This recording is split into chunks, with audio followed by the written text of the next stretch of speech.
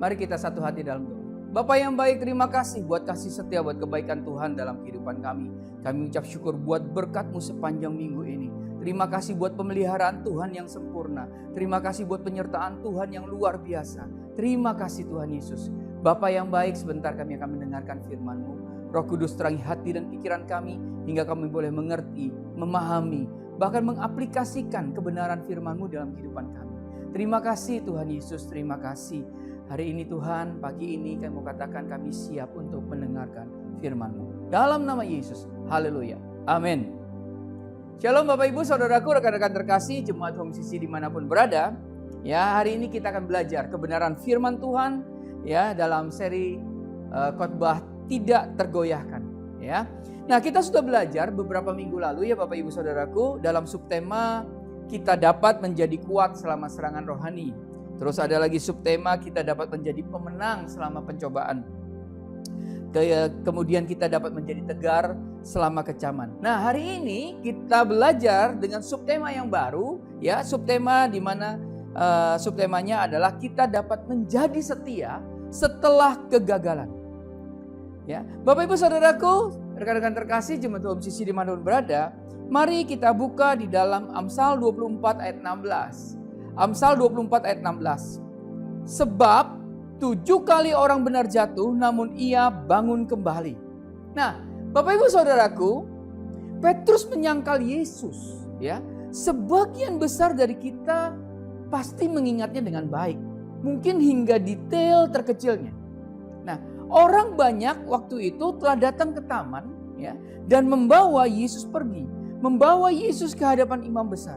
Petrus mengikuti untuk melihat ya apa yang terjadi. Tetapi itu hanya kejauhan, ya, dari kejauhan. Takut terlihat dengannya dalam situasi yang bergejolak seperti itu. Nah, Lukas 22 ayat 56 sampai dengan 60. Lukas 22 ayat 56 sampai dengan 60, ya, ini sebuah kisah yang melukiskan bagaimana Petrus menyangkal Yesus. Lukas 22 ayat 56. Seorang hamba perempuan melihat dia duduk dekat api, ia mengamat-amatinya lalu berkata, juga orang ini bersama-sama dengan dia. Ayat 57. Tetapi Petrus menyangkal katanya, bukan, aku tidak kenal dia. Ayat 58. Tidak berapa lama kemudian seorang lain melihat dia lalu berkata, engkau juga seorang dari mereka. Tetapi Petrus berkata, bukan, aku tidak. Ayat 59. Dan kira-kira sejam kemudian seorang lain berkata dengan tegas, sungguh orang ini juga bersama-sama dengan dia, sebab ia juga orang Galilea. Ayat 60. Tetapi Petrus berkata, bukan, aku tidak tahu apa yang kau katakan. Seketika itu juga, sementara ia berkata, berkokoklah ayam. Bapak Ibu Saudaraku, rekan-rekan terkasih, jemaat Home Sisi dimanapun berada, 3 kali Petrus dikenali di sekitar api unggun oleh orang-orang di halaman. Perhatikan, ya tadi di ayat 56. Juga orang ini bersama-sama dengan dia. Ayat 58. Engkau juga seorang dari mereka. Ya, ayat 59. Sungguh orang ini juga bersama-sama dengan dia sebab ia juga orang Galilea. Bapak Ibu Saudaraku, 3 kali ditanyakan, 3 kali juga Petrus langsung mengatakan kepada mereka, bukan, aku tidak kenal dia. Ayat 57 tadi ya katakan. Kemudian ayat 58 katakan, bukan, aku tidak. Dan ayat 60, bukan, aku tidak tahu apa yang engkau katakan. Saat itu juga firman Tuhan katakan, seekor ayam jantan berkokok di kejauhan. Dan perhatikan, Yesus berbalik dan melakukan kontak mata. Pengakuan berlalu secara instan di antara mereka. Teringat langsung, oh ada janji Petrus, bahwa Petrus mengatakan dalam Matius 26 ayat 35, sekalipun aku harus mati bersama-sama engkau, aku takkan menyangkal engkau. Itu ditulis. 3 penulis Injil melaporkan kisah ini, ya Bapak Ibu Saudaraku, ya, termasuk dalam Lukas 22 ayat 62. Lalu ia pergi keluar dan menangis dengan sedihnya. Saudara ingat itu? Tentu saja kita ingat Bapak Ibu Saudaraku. Tetapi inilah bagian yang tidak kita ingat dengan begitu mudah. Kenapa? Tidak hanya tentang Petrus juga. Ya, juga tentang diri kita sendiri. Setelah kegagalan kita sendiri. Bapak Ibu Saudaraku, kita ingat apa yang terjadi. Kalau ketika kita gagal, kita ingat pandangan di mata orang-orang. Ketika kita gagal, kita ingat pertanyaan marah yang kita teriakkan pada diri kita sendiri. Mengapa? Bagaimana kok kita bisa melakukan kegagalan ini? Bisa melakukan kesalahan ini? Ya Bapak Ibu Saudaraku, hari ini saya rindu. Apakah kita pada saat kita gagal, apakah kita ingat siapa kita? Bahkan sekarang, setelah gagal. Ya, yuk kita baca dalam Roma 5 ayat 8 sampai dengan 9. Roma 5 ayat 8 sampai dengan 9. Ayat 8. Akan tetapi Allah menunjukkan kasih-Nya kepada kita oleh karena Kristus telah mati untuk kita ketika kita masih berdosa. Ayat 9. Lebih-lebih karena kita sekarang telah dibenarkan oleh darah-Nya, kita pasti akan diselamatkan dari murka Allah.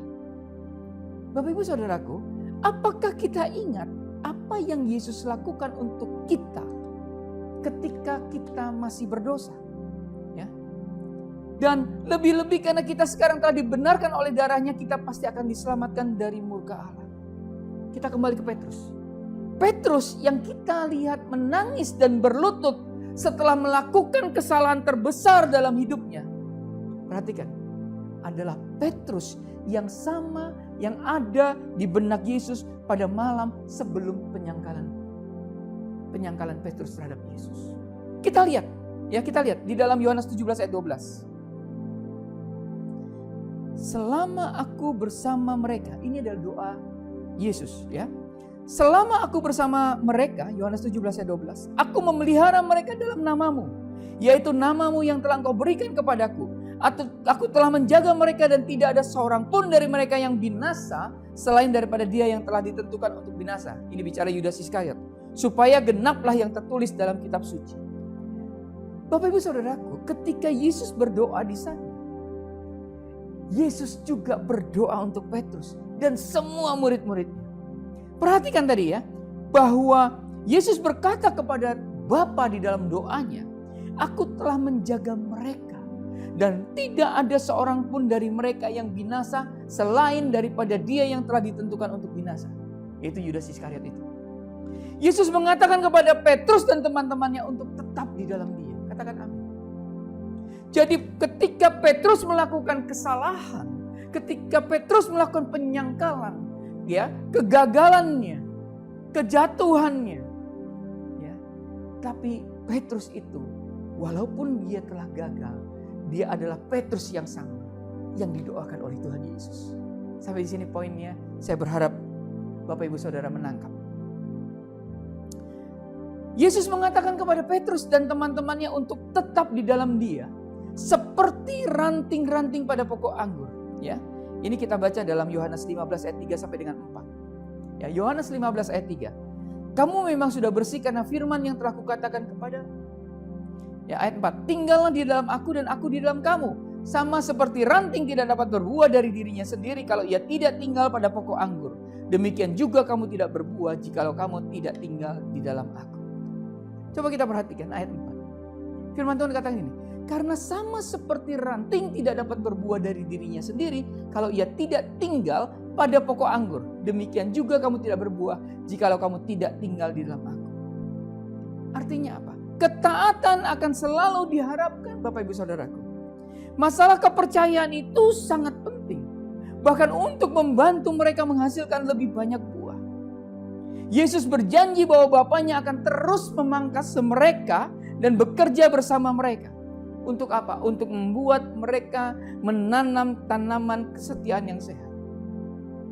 Ayat yang ketiga dikatakan, kata Yesus tentang Petrus dan yang lainnya, memang sudah bersih karena firman yang telah kukatakan kepada. Mereka percaya pada Yesus. Mereka mempercayai firman-Nya. Mereka menerima pengampunan atas dosa-dosa mereka dengan iman. Nah, Bapak Ibu Saudaraku, rekan-rekan terkasih jemaat Home CC dimanapun berada, itulah sebabnya Yesus dapat memberitahu Petrus secara khusus. Jadi sebelum penyangkalan di dalam Lukas 22 ayat 32, ya saya bacakan Lukas 22 ayat 32. Tetapi aku telah berdoa dan untuk engkau supaya imanmu jangan gugur dan engkau jikalau engkau sudah insaf, kuatkanlah saudara-saudaramu. Wah, hebat ya, luar biasa ya. Karena Dia itu Maha tahu. Jadi sebelum penyangkalan Petrus kepada Yesus, Tuhan Yesus sudah menyampaikan ini kepada Petrus dalam Lukas 22 ayat 32 tadi. Yesus tidak hanya tahu apa yang akan terjadi, apa yang akan dilakukan Petrus, namun Yesus sudah melukiskan visi tentang bagaimana kehidupan Petrus akan terlihat setelah pertobatan. Wow, haleluya. Bapak Ibu Saudaraku, itulah sebabnya Yesus juga dapat bertanya kepada Petrus secara khusus. Jadi Tuhan Yesus tahu bahwa Petrus itu akan menyangkal. Makanya Yesus berdoa di dalam Lukas 22 ayat 32 tadi. Yesus tahu setelah penyangkalan diri itu, maka Yesus juga tahu bahwa Dia akan insaf dan Dia akan menguatkan saudara-saudaranya. Dan ini ada Bapak Ibu Saudaraku, setelah Petrus itu menyangkal Yesus, ya setelah penyangkalan, Kitab Yohanes mencatat seperti ini. Yohanes 21 ayat 15 sampai dengan 19. Yohanes 21 ayat 15 sampai dengan 19. Perikop gembalakanlah domba-dombaku. Saya bacakan ayat 15. Sesudah sarapan Yesus berkata kepada Simon Petrus, Simon anak Yohanes, apakah engkau mengasihi aku lebih daripada mereka ini? Jawab Petrus kepadanya, benar Tuhan, engkau tahu bahwa aku mengasihi engkau. Ya, kata Yesus kepadanya, gembalakanlah domba-dombaku. Ayat 16. Kata Yesus pula kepadanya untuk kedua kalinya, Simon, anak Yohanes, apakah engkau mengasihi aku? Jawab Petrus kepadanya, benar Tuhan, engkau tahu bahwa aku mengasihi engkau. Kata Yesus kepadanya, gembalakanlah domba-dombaku. Ayat 17. Kata Yesus untuk ketiga kalinya, Simon, anak Yohanes, apakah engkau mengasihi aku?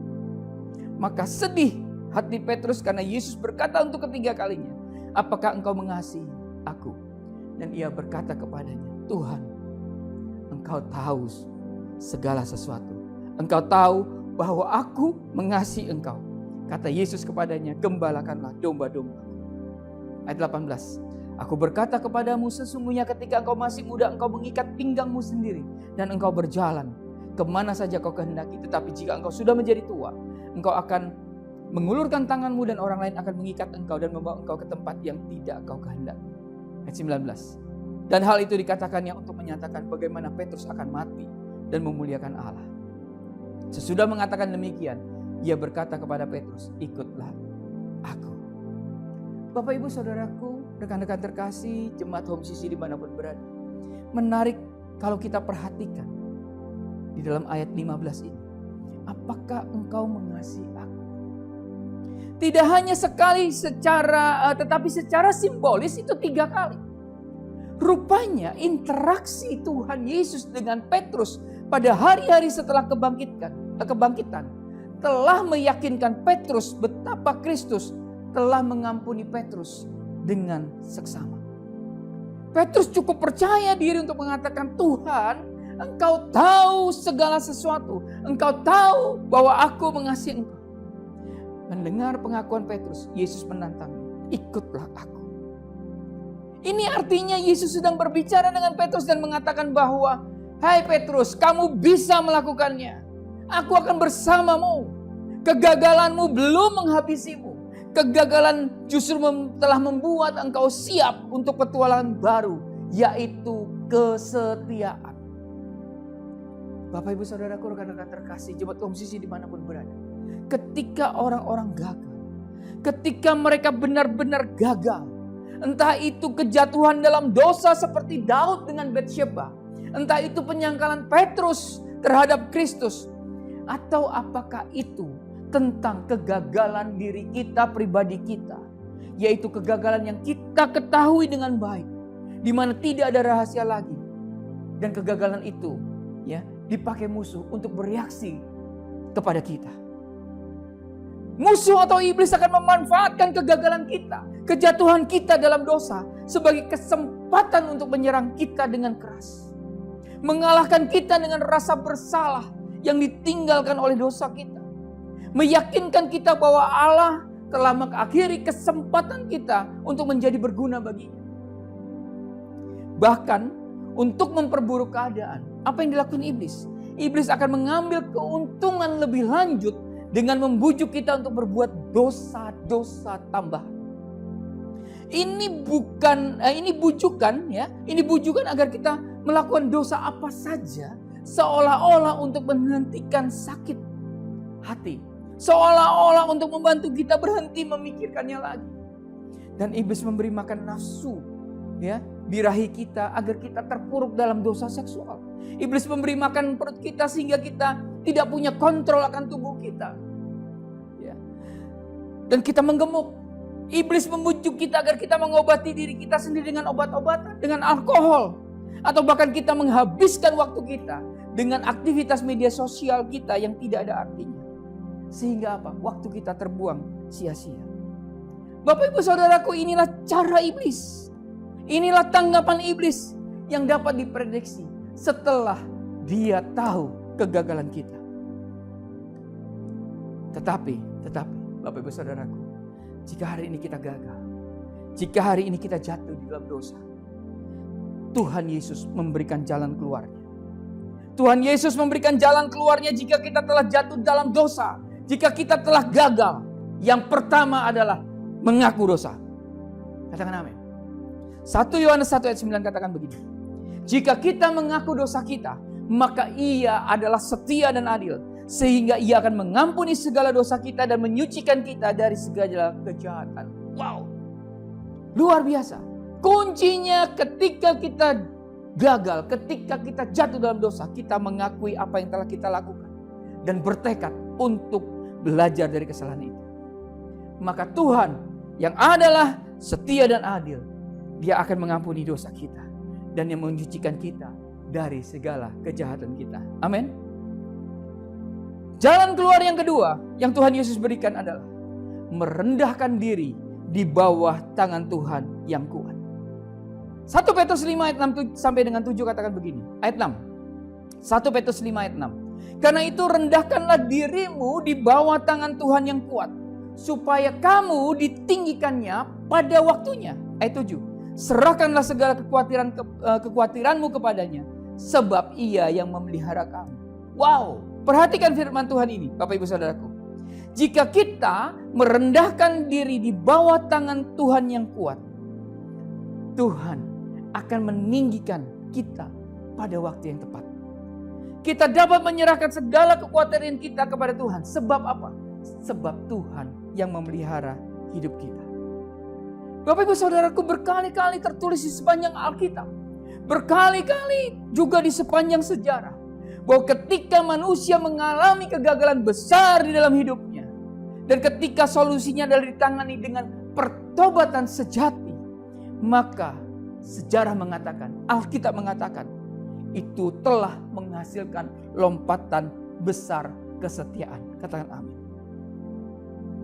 Bapak Ibu Saudaraku, jatuh dengan wajah tertelungkup mungkin hal yang akhirnya menaruh kita di tempat di mana kita benar-benar mulai berjalan bersama Tuhan. Katakan amin. Mungkin dengan demikian itu adalah di mana Tuhan menarik kita ke dalam keintiman terdalam dengannya yang tidak pernah kita alami sebelumnya, yang tidak pernah kita ketahui sebelumnya. Bapak Ibu Saudaraku, pilihan untuk tersungkur ke depan di hadapan Tuhan seringkali merupakan cara di mana kesombongan yang selama ini telah membuat kita tersandung dan bergumul begitu lama, yang pada akhirnya melemah menjadi tangisan. Bapak Ibu Saudaraku, tetapi sekali lagi tetapi hanya jika kita mengingat siapa diri kita, bukan siapa kita dahulu. Karena mengingat siapa kita dahulu merupakan satu-satunya yang iblis inginkan supaya kita pikirkan itu, Bapak Ibu Saudaraku. Ya. Bapak Ibu Saudaraku, di mana kita dulu mati di dalam dosa-dosa kita. Kita dulu mengikuti pola dan prioritas dunia. Kita dulu diperbudak di dalam ketidakbenaran. Kita dulu tanpa Allah dan tanpa harapan, tanpa damai sejahtera atau tanpa masa depan. Dan menurut iblis kita masih seperti itu. Iblis senangnya seperti itu, Bapak Ibu Saudaraku. Dia senangnya menuduh itu, ya. Menurut iblis kita tidak di dalam Kristus lagi setelah kejatuhan kita. Menurut iblis, ya, kita tidak di dalam Kristus lagi setelah kegagalan kita. atau semua hal buruk yang kita lakukan, atas semua dosa-dosa yang kita lakukan, saya mau ingatkan sekali lagi bahwa itu bukan yang dikatakan Alkitab. Katakan amin. Jadi ingat siapa kita. Siapa kita? Alkitab katakan di dalam Roma 6 ayat 4. Roma 6 ayat 4 begini. Dengan demikian kita telah dikuburkan bersama-sama dengan Dia oleh baptisan dalam kematian, supaya sama seperti Kristus telah dibangkitkan dari antara orang mati oleh kemuliaan Bapa, demikian juga kita akan hidup dalam hidup yang baru. Artinya apa? Bahwa kita dulu telah dikuburkan bersama-sama dengan Dia, yaitu Yesus, oleh baptisan dalam kematian, supaya sama seperti Kristus telah dibangkitkan dari antara orang mati oleh kemuliaan Bapa, kita akan hidup dalam hidup yang baru. Roma 6 ayat 11 katakan begini, demikian hendaknya kamu memandangnya bahwa kamu telah mati bagi dosa, tetapi kamu hidup bagi Allah dalam Kristus Yesus. Bapak, Ibu, Saudaraku, rekan-rekan terkasih, jemaat Home Sisi dimanapun berada. Kita bebas, Bapak, Ibu, Saudaraku. Katakan amin. Bahkan setelah kita gagal sekalipun. Karena kita telah menganggap diri kita telah mati bagi dosa, tetapi kita juga hidup bagi Allah dalam Kristus Yesus. Tidak ada apapun, ya, kecuali jika kita tidak memiliki penyesalan atau kita tidak mau bertobat, yang membuat kita tidak bisa menjalani identitas asli kita. Jadi kita harus paham identitas asli kita, yaitu kita sebagai orang yang telah ditebus dan diselamatkan dan hidup bagi Allah dalam Kristus. Bapak, Ibu, Saudaraku, rekan-rekan terkasih, jemaat Home Sisi dimanapun berada. Bagi Yesus, sekali lagi, bagi Yesus, Petrus sama dikasihinya setelah penyangkalan Petrus.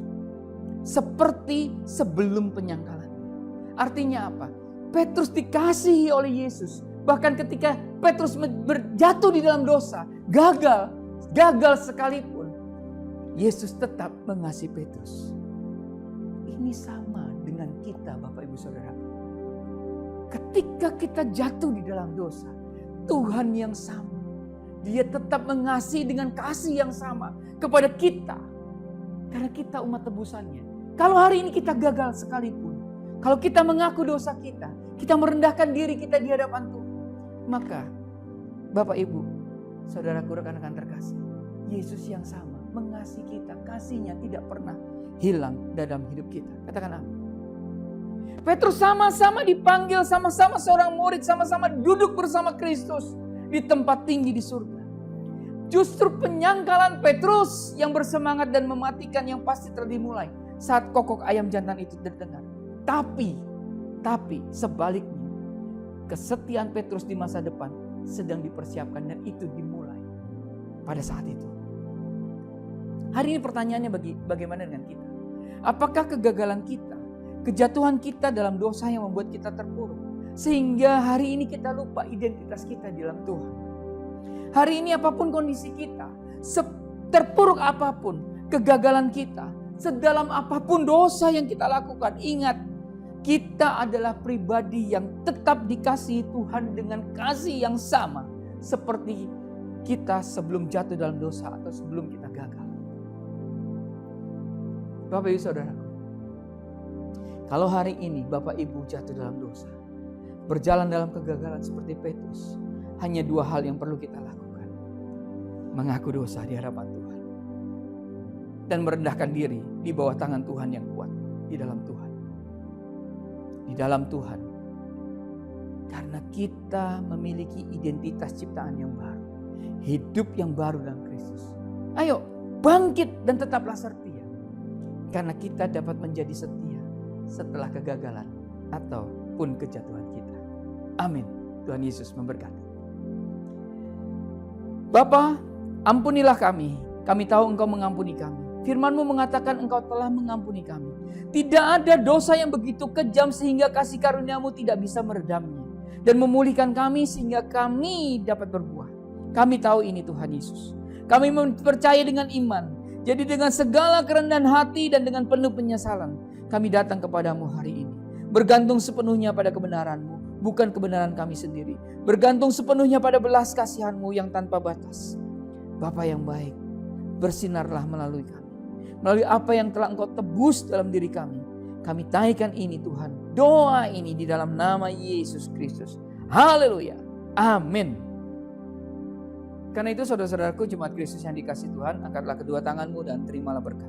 Mari aminkan setiap perkataan berkat yang kita percaya bahwa kita menerimanya. Tuhan memberkati engkau dan melindungi engkau. Tuhan menyinari engkau dengan wajahnya dan memberi engkau kasih karunia. Tuhan menghadapkan wajahnya kepadamu dan memberi engkau damai sejahtera. Kiranya kasih dan penyertaan Bapa di surga dan damai sejahtera dari Tuhan Yesus Kristus serta penghiburan dari Roh Kudus terus menyertai kita sampai Maranatha Tuhan Yesus datang kembali. Kita yang percaya dan menerima berkat Tuhan, mari kita sama-sama katakan amin. Selamat hari Minggu, selamat berkumpul bersama dengan keluarga. Tetap cintai Tuhan, berhenti menghakimi dan selalu jadi berkat. Tuhan Yesus memberkati.